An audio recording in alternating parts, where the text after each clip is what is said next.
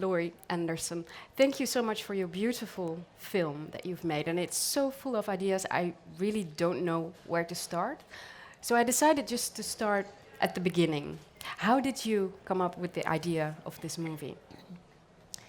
Well, I was um, invited by Arte to do a film about why do you work? So they have a series of films that they talk to artists and they ask, why do you do this stuff? So they asked me, and then I think they forgot that they commissioned the film. They never called me. They never said, how's the film going? No, I never heard from them. So I thought, I'm on my own here. I'll just make what I want. So I started with the idea of what do you want? Where are you going? Why do you make things? And then I began to connect some stories, and it grew very organically. It wasn't like, a lot of films begin with a script, and you have to have a story arc, you have to have a way that it moves. And as I mentioned to the people who came to the film, who I guess some of you are here, in the introduction, and I'm curious about your reactions to the film, but I did say that I don't believe in plots, because nobody I know has a life like a plot. Nobody. They just go through life and things happen, and you try to adjust, and you try to understand it, and you try to live. And it doesn't have anything to do with a storyline that I can see. So I tried to make a storyline like your mind is shifting, and the way also you can multitask. Everybody here knows you can do 17 things at once. You're actually required to do 17 things at once. Be on the phone, doing your email, walking down the street, and having a conversation. And you can do that. I mean, it's stretching our minds to the limits, I think. But you can manage to do a lot of things at once. So I try to appeal to that ability in people. You tried to make a multitask movie. Yeah. How did Lola Bell get into the picture? Was she there from the start? Yes, I thought it would be nice to have see things through the eyes of a dog, and however, as you could see, you're asked to see through the eyes of many things. You're looking through the eyes of a dog. You're walking in the West Village in this film, and you're like, what? And then suddenly, boom, you're inside the lens of a security camera. How did you get there? Who are you? What are you doing? You're sort of free-floating through the film and being asked to imagine a lot, too, because it's a radio play. And so you're talking about this guy, and this guy is like, oh, he lives in the trees, and he imagines that he works for the phone company. He does not work for the phone company. This is a guy who is, and in doing this, in including this story, which is, of course, about language and time, that's the theme, language and time, I tried to invoke a world that was very different from our world. And in that world, a guy could live up in the trees and pretend he lived in somewhere else, and people wouldn't go, get down from the tree, we're going to give you this drug and we're putting you away. You're nuts. I don't know how many of you read that. What is that book called? The Baron and the Trees? Do you know that book? No. Anybody know that book? The Baron and the Trees. It's an Italian writer. Could be Eco. Umberto Eco, maybe? Yes, thank you, Calvino. Thank you. And it's a beautiful book about a guy who just lives in trees. And he lives in a Europe that was filled with trees. So you could jump from one tree to another and you'd never have to come down. Of course, everything's chopped down now. But so this was a guy in our town, because these are all true stories. He lived in our town, and he lived in the trees. And I loved the way the men in town were very kind to him. At the end of the day, they would go, "Hey, thanks for fixing a phone.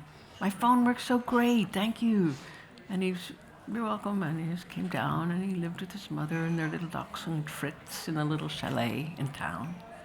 And that was the world of that little town. So sometimes I would jump back in time into, that wasn't going to be a time-jumping film at the beginning. It was going to be a mind-jumping film. The reason it started this way with this geeky story of giving birth to a dog, that's really geeky and kind of like, ew, is because I think, it's good to be off balance a little bit. When you go to a film, you see a concert, whatever, most people in the first 2 or 3 minutes decide what this is going to be. Oh, I see, it's going to be like a folk concert. And so, so then if halfway through it becomes opera, you're like, wait a second, this is not the folk concert thought I was at. So you get like, whoa, and critics especially, they're like, this was supposed to be a folk concert. I want my money back. You want to see predictable things and expect to see them unfurl in predictable ways. So I like to, life isn't too predictable, it's a mess, so I like to, in the first 2 or 3 minutes of anything I do, whether it's a concert or it's a show or it's a piece of writing, I like to make something that's strange. You're like, what is this? Why are you giving birth to your dog? That's disgusting. Yeah, that's really, I have to say though, do you know this Bulgakov film? It's also called Heart of a Dog. No. Yeah, I didn't know this film. It was, like titles are so hard, so I came up with a film title, Heart of a Dog, and then I realized there's a Russian film called Heart of a Dog. Check it out. It's Bulgakov, who wrote The Master and Margarita. Some of you may be familiar with that book. And this film is made in maybe the 30s or 40s in Russia, and it starts the same way. It starts on a really cold night in Moscow, and there's a dog, and he's been burned. Half his body is gone. He's like, somebody threw hot water on him, so he's like burned, and he's dying, he's crying, he's in the door, he's really cold, he's like hungry, and he's like, this is it. And this guy comes out of the cloud of snow. He goes, "Here, boy, come here. And he gives him some big piece of meat, and then the dog follows this guy home to his lab, where slowly he changes this beautiful dog into a hideous person. It's this kind of Frankenstein story. And then the subplot is communism. The subplot is how do we live together, and it's like Soviet Russia, and it's a really fantastic story. So I thought, wow, here's the dark twin of that movie. If someday I would dream to be in a festival with the two Heart of a Dog films, because they're weird, they're weird together. They start the same way. Anyway, so the shape of the film was of course shaped around the two ideas of language, and it begins with a speech. A deathbed speech, my mother's speech on her deathbed. And it was a wonderful speech. She began the speech like stepping up to a microphone, like very formal. She was very, very formal, Confucian kind of person, just. So she sort of steps up to the microphone and she goes, "Thank you all for coming." And we're like, whoa, she's dying. This is like. And then she gets kind of confused because all of her mind is shutting down very fast. And she starts like, talking to all the animals that are up there on the ceiling. And she loved dogs, she loved horses, she was an animal person. So she's talking to them who seem to be coming down. And then back to you and history, saying goodbye to people, goodbye to the world. And meanwhile, the language is just falling apart. It's just shredding. It's nothing. It's like becoming, she can't find the words. It's getting dark. So at the end of the film, there's another thing that my mother had said, and this is something I hadn't thought of, which was only because of a film that this happened. A brother said, when I was working on this film, he said, "Can you just transfer this?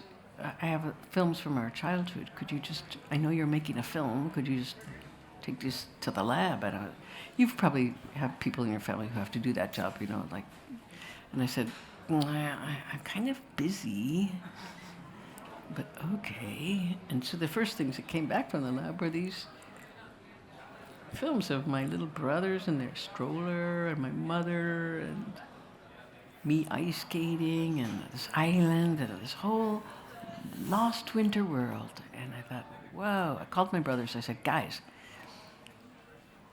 I have this film of you guys in your stroller wearing those little hats, and you know, remember that day I almost drowned you?"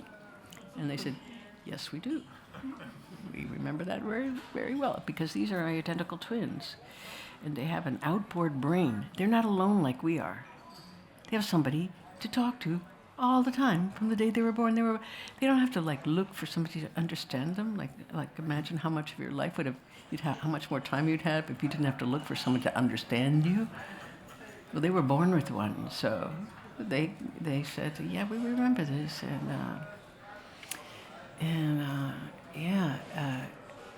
I said, "I found pictures of you and Mom and me," and they said, "You're not going to put that in the movie, are you?"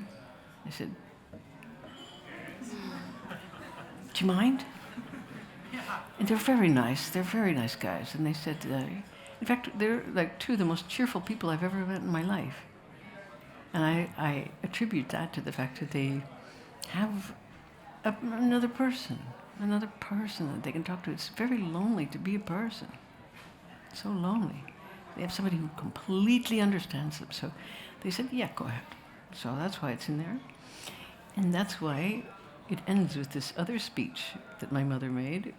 Now, when your kid comes home and has almost killed two of your children, you're not feeling that great about it. You know, you're kind of like, the first thing you would say would be, "What were you thinking about? Taking those boys, I mean, you almost killed your brothers. You almost killed," and I'm sure that thought passed through her mind. But being a Confucian, she didn't have to say it. She just was it. And what she did say was, "What a wonderful swimmer you are. Didn't know you could dive like that." You know, so this is a great gift of language. And Why did you think that she said that? Is it because I'm telling you, because she's a Confucian, and she doesn't have to guilt her kid into something. It's enough that, I mean, I know, and I knew then that I didn't deserve praise for saving my brothers and almost killed them. I was there. I knew what had happened. So you know, many things are a combination of guilt and pleasure, happiness and pain, and they are mixed in this way that you can't even pull them apart. So when she said that to me, I was like, "Okay, thanks. Okay, I'm going to my room now. Okay, goodbye." You felt like. I'm not saying I didn't appreciate it. I did appreciate somebody saying that to me, being so generous. So that arc, that's the arc of the film. That's where there is a plot to this film. And that's kind of the plot of language and how we use it and how inadequate it is to really say most things. It was also, I had an interesting talk today with a journalist who, this talk went very wrong. It was so funny. Because I said, those very fast words in the film that you just see and they're going, drrr. I feel very sorry for you, because was there subtitles for that in Dutch? I have to say, I'm very sorry. I apologize for that, because that just must have been like, you must have gotten like a brain hemorrhage for trying to read the double language really fast. It's only supposed to be a single language. And I should have made it in the primary language, but I didn't have the opportunity to do that. But that language is meant to be about language that's comes to you in a very different way when you read it as opposed to when you hear it. And you know how reading, it just comes into your mind in a different way. So that was meant to be words that were addressed to the part of you that doesn't speak, that never speaks, and who's just back there, always there, you know.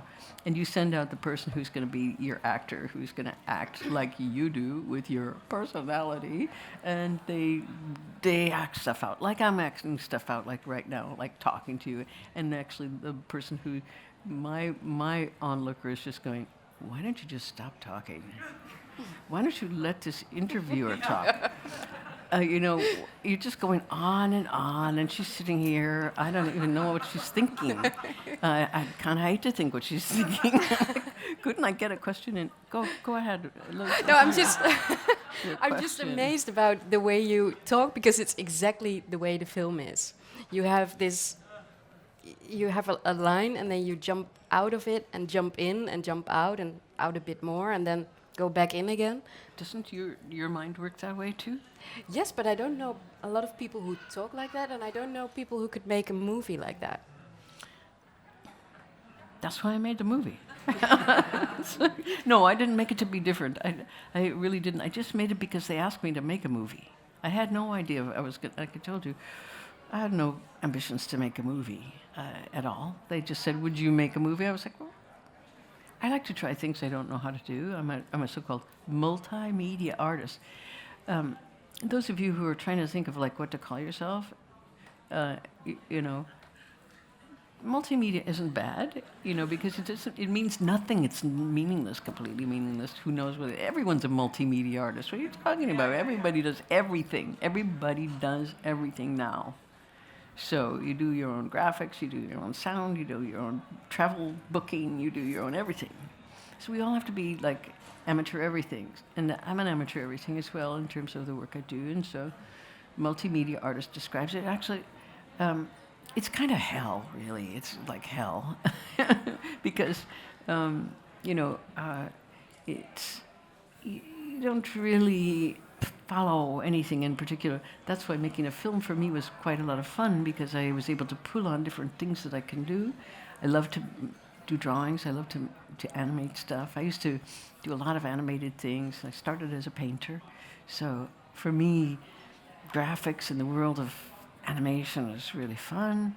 And so I got to make lots of layers in the film of water and light and gold things. And I should say also about that gold, I didn't realize until I went to the Venice Film Festival with this film and went to the Doge's Palace where all those beautiful gold things and Duccio paintings and all of these beautiful medieval paintings that gold is the sky. Gold is this eternal, they're blue, it's their blue, so it's you know, timeless sky color.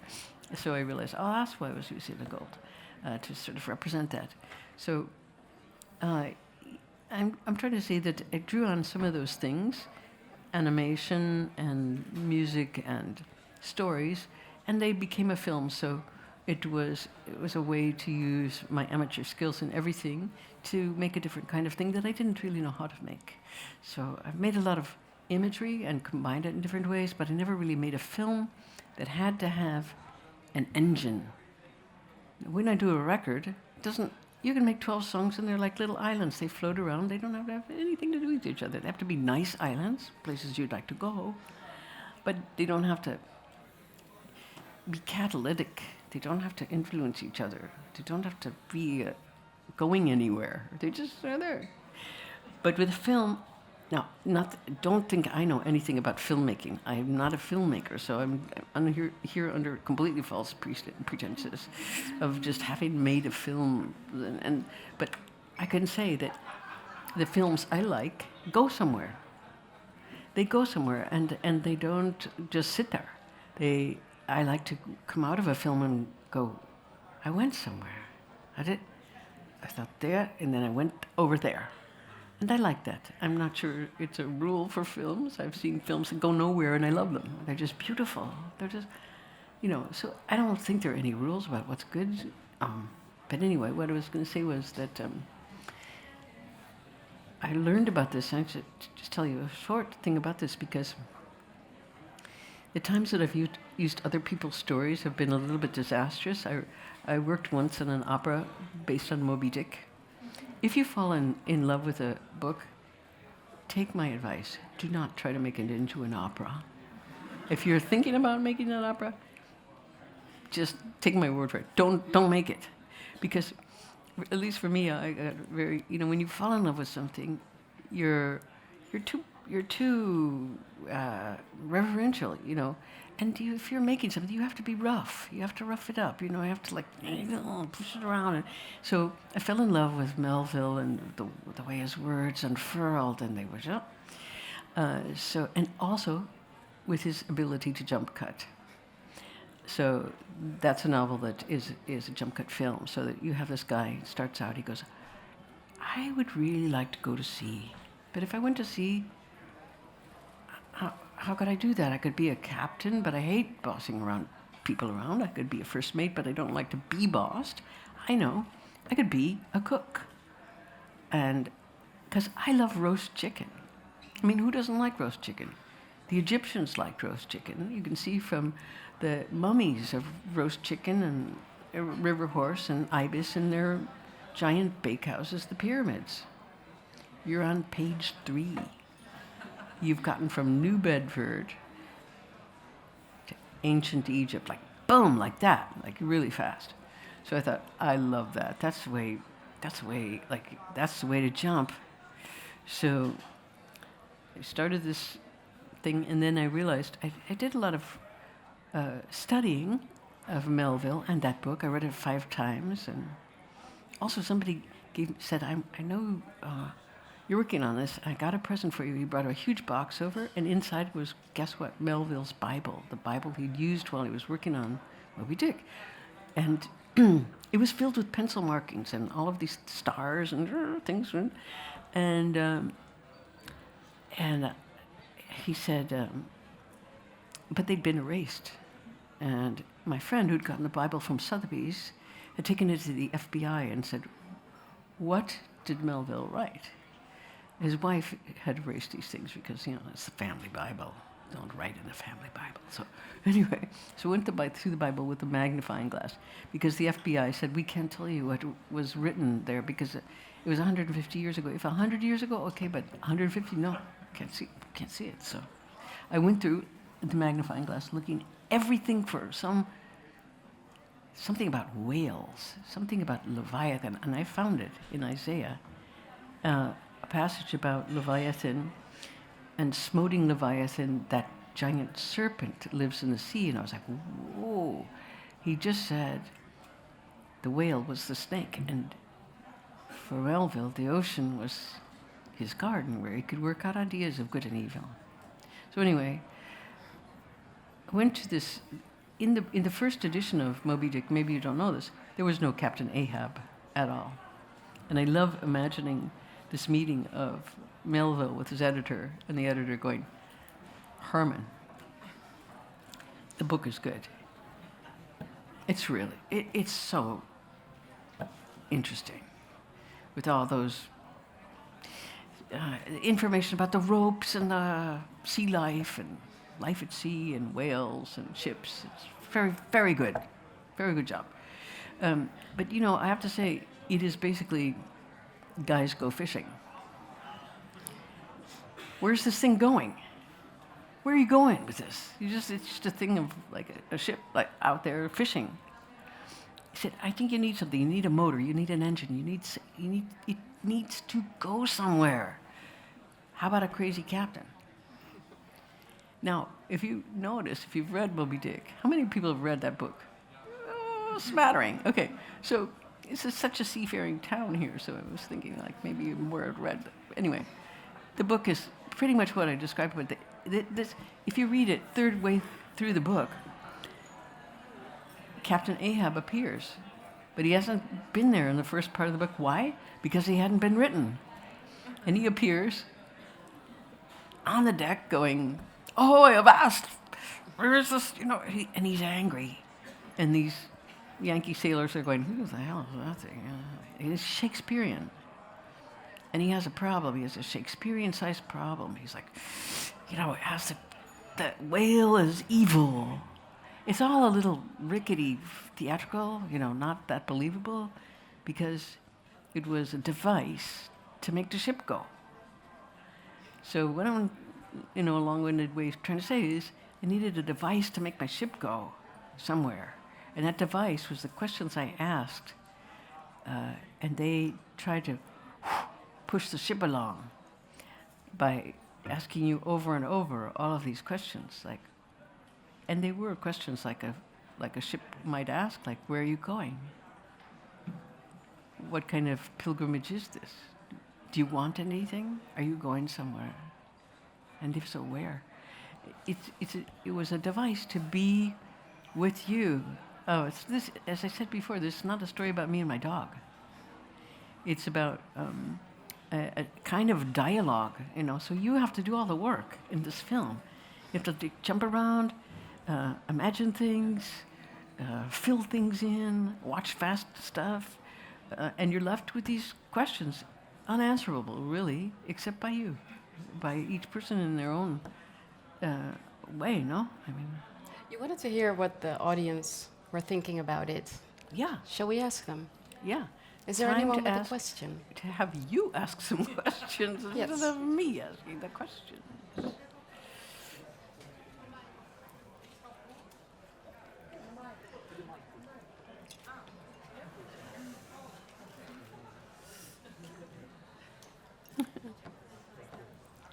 Sorry, I have always many questions. I have two questions, two short questions. I was sometimes remembered of also of Timbuktu of Paul Auster. I don't know if it's a Something from Paul Auster? Paul Auster, Timbuktu. That book is with a dog, which has very human attributes, and the whole story is a heartbreaking story. So I don't know if you had a connection to that. And the second question I have is about that Mr. Lou Reed. For me, it seemed that you only put it through his music into the movie.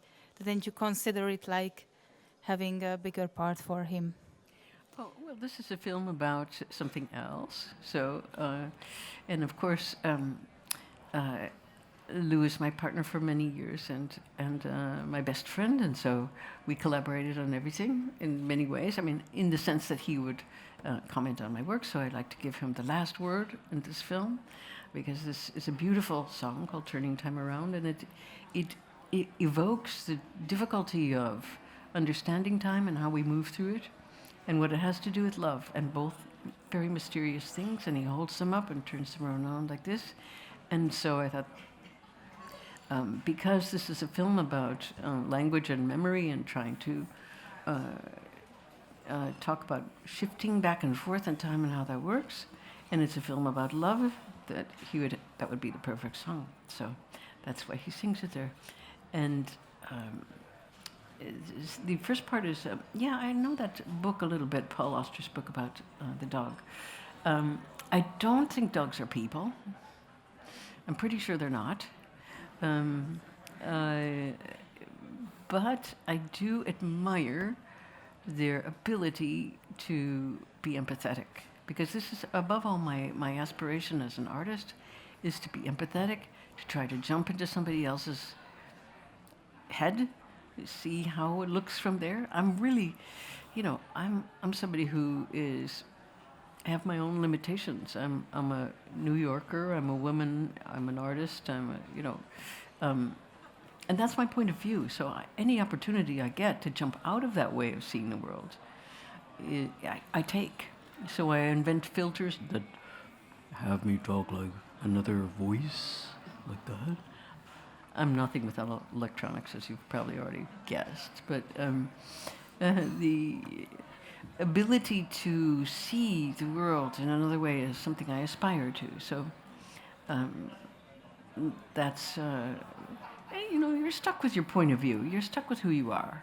But that doesn't mean you can't imagine your way out of it. That you can't think like, what would it be like if I were that person over there, or that tree, or whatever else you would like to try to jump into. So that's. No, I think Paul's dog wasn't he a sort of talking dog? Yeah. I like cartoons. I like cartoons a lot, but I was like, I think, as I said, I'm pretty sure that dogs are not cartoons or people, and that they don't really understand us that well. I mean, I think they try to, but I don't think they succeed, really. Well, on some levels, emotional levels, they do, of course, and it's of most animals, I think they are. Any cat lovers here? Okay, I've said enough. Next question. Heart of a cat. I'm sorry, we have to round this up. Okay. Thank you so much Thanks for for your coming. film. Yeah. Thank you so much for the talk. And thank you all for coming in. Thanks for your questions. Thank you.